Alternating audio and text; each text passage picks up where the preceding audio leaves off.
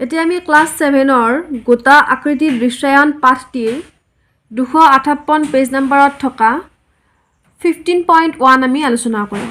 So 1 নম্বৰটো কি দিয়া আছে, তলৰ বস্তুবোৰ দ্বিমাত্ৰিক আৰু ত্ৰিমাত্ৰিক হিচাপে শ্ৰেণী বিভাজন কৰা। গোলক, বৃত্তায়ত, পিৰামিড, পেন্সিল বাকচ, মাৰ্বল ঘনক, চতুৰ্ভুজ, জুইশলা বাকচ। আমাক সুধিছে যে দ্বিমাত্ৰিক কোন কেইটা আৰু ত্ৰিমাত্ৰিক কোন কেইটা। এটো মই লিখি দিছো বাৰু।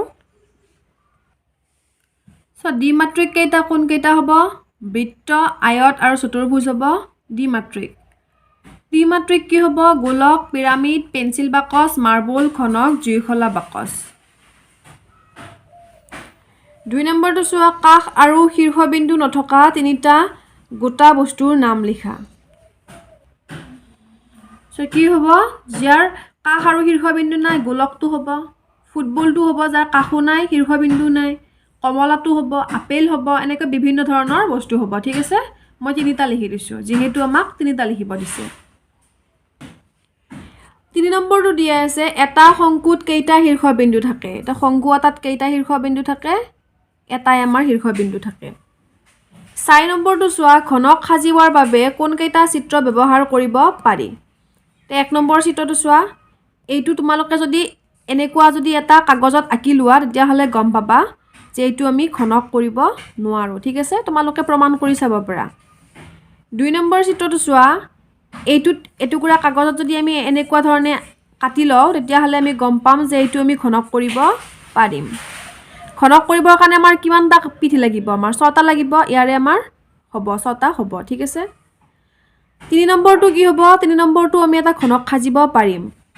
4 নম্বৰ চিত্ৰটোত আমি ঘনক সাজিব নোৱাৰো কাৰণে কাটা চিন দিছো। ঠিক আছে, 5 নম্বৰ চিত্ৰটোত এইটো আমি এটা ঘনক সাজিব পাৰিম আৰু 6 নম্বৰ চিত্ৰটোতো আমি এটা ঘনক সাজিব পাৰিম। এটা 5 নম্বৰটো আছে, বাওঁফালৰ আকৃতিৰ লগত সোঁফালৰ আকৃতিবোৰ মিলোৱা। সো এইটো 1 নম্বৰ চিত্ৰটো চোৱা, এই চিত্ৰটো কোনটো চিত্ৰৰ লগত মিল খাইছে চোৱা, এইটোৰ লগত খাইছে নেকি, নাই, এইটোৰ লগত নাই, এইটো চোৱাচোন, এইটোৰ লগত আমাৰ এই চিত্ৰটো মিল খাইছে। তাৰ মানে আমাৰ কি হ'ব, এই চিত্ৰটোৰ লগত এই একটোৰ লগত আমাৰ কোনটো মিল খাইছে, এই 2 নম্বৰটো আমাৰ মিল খাইছে। 2 নম্বৰ চিত্ৰটো চোৱা, 2 নম্বৰ চিত্ৰটো কোনটোৰ লগত মিল খাইছে চোৱা, এইটোৰ লগত মিল খাইছে নেকি, নাই খোৱা, এইটোৰ লগত খাইছে নেকি, নাই, এইটোৰ লগতো নাই, এইটোৰ লগত চোৱা, এইটোৰ লগত মিল খাইছে।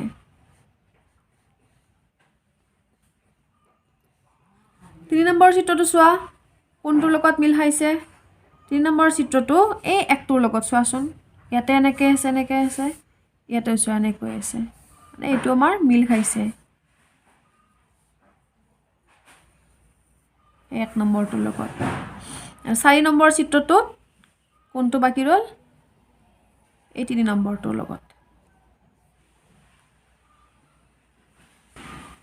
6 নম্বৰটো চোৱা, আলোচনা কৰি চতুষ্ফলক সাজিব পৰা সমতলিক চিত্ৰ বিচাৰ কৰি উলিওৱা। 1 নম্বৰটো কি হ'ব, 1 নম্বৰটো আমাৰ নহ'ব, 2 নম্বৰটো আমাৰ হ'ব, সমতলিক চিত্ৰ আমি আঁকিব পাৰিম, আৰু 3 নম্বৰটোৰেও আমি পাৰিম, 4 নম্বৰটোৰেও আমি পাৰিম। ঠিক আছে, তোমালোকে কাগজৰ টুকুৰাত এনেকৈ কাটি